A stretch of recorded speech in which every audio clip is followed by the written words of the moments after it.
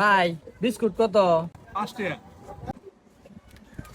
তো ভাই দুইটা নেই। আচ্ছা দুইটা কত? খারাপ হিসাবটা করে আলো। তুমি নিছ একটা বিস্কুট 5 টাকা আর একটা 5 টাকা, তাহলে তুমি 55 টাকা দাও। কি কোন মিয়া?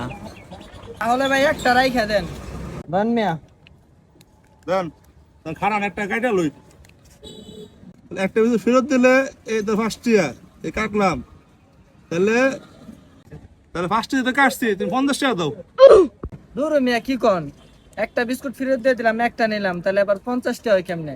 ধরেন মিয়া, আপনার বিস্কুট নিম না, রাইখা দেন।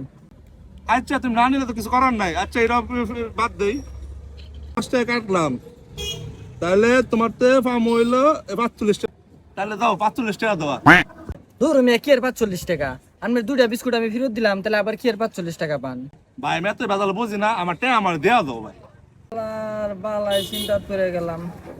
আচ্ছা এই যে লন আপনার 45 টাকা। দাও।